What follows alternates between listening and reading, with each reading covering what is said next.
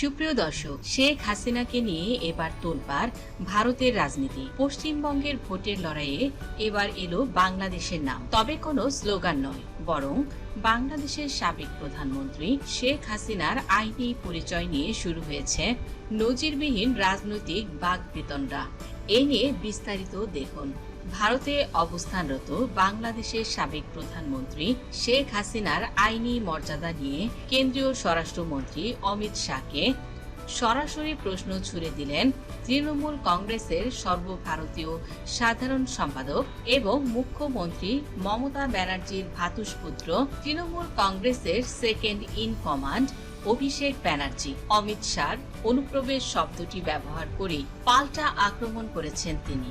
অভিষেক এবার প্রশ্ন তুলেছেন, যারা সীমান্ত দিয়ে ভারতে আসে তাদের যদি অনুপ্রবেশকারী বলা হয়, তবে দিল্লিতে বসে থাকা শেখ হাসিনা আসলে কে? শেখ হাসিনার স্ট্যাটাস কি?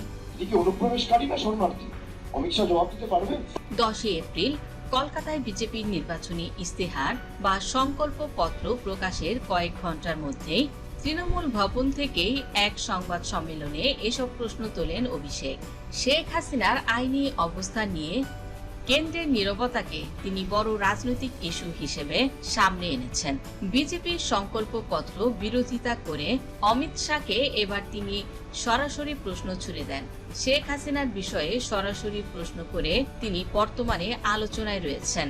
এ সময় তিনি আরো বলেন, বিজেপি সবসময় অনুপ্রবেশ নিয়ে বড় বড় কথা বলে, কিন্তু দিল্লিতে শেখ হাসিনা প্রায় 1.5-2 বছর ধরে কি করছেন?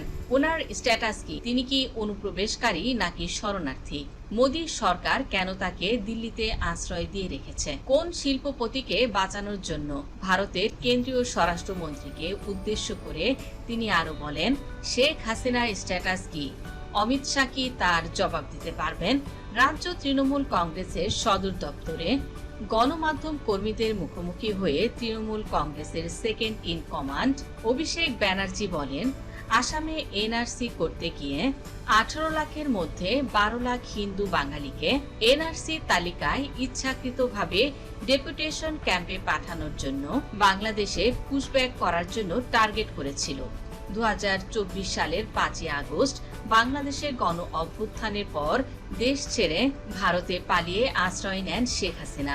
বর্তমানে দিল্লিতে তিনি ঠিক কোন পরিচয়ে বা কোন স্ট্যাটাসে রয়েছেন তা নিয়ে কেন্দ্রের নীরবতাকেই এদিন হাতিয়ার করেছেন এই তৃণমূল নেতা। বাংলাদেশ সে চলে, ইসসে আচ্ছা দিল্লি আর গুজরাট সে চলে। অভিষেক ব্যানার্জির এমন মন্তব্যের পর রাজ্য রাজনীতি সরগরম। পশ্চিমবঙ্গের বিধানসভা নির্বাচনে এতদিন বাংলাদেশের স্লোগান জয় বাংলা নিয়ে চর্চা চলছিল। এবার ভারতে বাংলাদেশের সাবেক প্রধানমন্ত্রী শেখ হাসিনার অবস্থান নিয়ে রাজ্যের বিধানসভা নির্বাচনের বড় একটি ইস্যু হয়ে দাঁড়াবে বলে মনে করছেন বিশ্লেষকেরা। এদিকে প্রধানমন্ত্রী শেখ হাসিনা তিনি ভারতেই মরতে চান, তিনি কিছুতে কাতার যেতে রাজি নয়।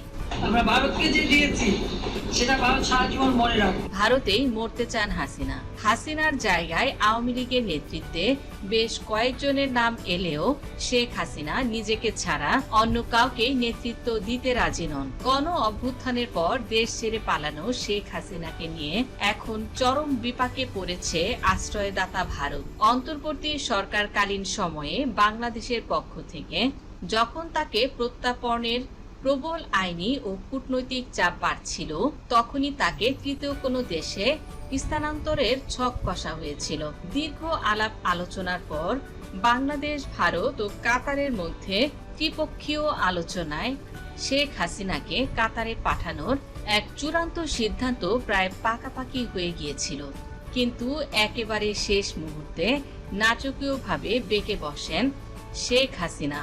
তিনি জানান, দিল্লি ছাড়া কোনো অবস্থাতেই তিনি অন্য কোনো অবস্থানে যেতে তৈরি নন। তিনি বলেন, তিনি ভারত ছাড়া অন্য কোনো দেশে যেতে এই মুহূর্তে ইচ্ছা বোধ করছেন না। এমনকি তিনি একথাও বলেন, প্রয়োজনে মরলে ভারতেই মরব। জোর করে ভারতের এই চিরমিত্রকে বের করে দেওয়ার অভিপ্রায় ভারতে না থাকায় শেষ পর্যন্ত ভেস্তে যায় কাতারের এই তৎপরতা। পর্যবেক্ষকদের মতে ভারত সরকারও এখন হাসিনা নেতৃত্ব নিয়ে সম্পূর্ণ আগ্রহ হারিয়ে ফেলেছে। আওয়ামী লীগকে পুনরায় নির্বাচনী মাঠে ফেরানোর জন্য পর্দার আড়ালে তারা নানা চেষ্টা চালিয়েছে। প্রথমে তুলনামূলক ক্লিন ইমেজের নেতা সাবের হোসেন চৌধুরীকে দলের হাল ধরার প্রস্তাব দেয়া হয়, কিন্তু হাসিনার প্রবল আপত্তিতে তিনি অপারগতা প্রকাশ করেন। এরপর শেখ হাসিনার ছেলে রেদওয়ান সিদ্দিক ববিকে জরুরি তলবে দিল্লিতে ডেকে আনা হয়, কিন্তু ক্ষমতার মোহে অন্ধ হাসিনা সেখানেও সায় দেননি। নিজেকে ছাড়া দলের আর কাউকেই তিনি মেনে নিতে নারাজ। হাসিনার এই একগুঁয়ে জেদ দেখে ভারতও এখন তাদের হিসাব নিকাশ পাল্টে ফেলছে। তারাও বুঝতে পেরেছে হাসিনাকে দিয়ে আর রাজনীতি সম্ভব নয়।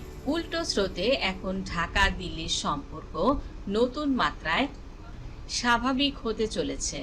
যুক্ত হয়েছে নতুন আন্তর্জাতিক সমীকরণও। তবে দুই দেশের ভিসা প্রক্রিয়ায় স্বাভাবিক করার ব্যাপারে কয়েক দফা আলোচনা চললেও পশ্চিমবঙ্গের আসন্ন নির্বাচনের আগে কৌশলগত কারণেই বিজেপি সরকার তা চালু করতে নারাজ।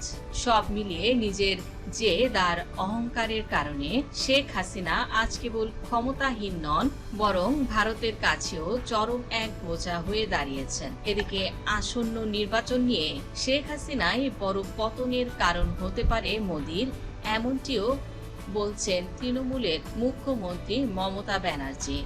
তো বন্ধুরা, শেখ হাসিনার বর্তমানের যে সিদ্ধান্তটি নিয়েছেন কাতার না যাওয়া প্রসঙ্গে, এ প্রসঙ্গে আপনার মন্তব্য কি?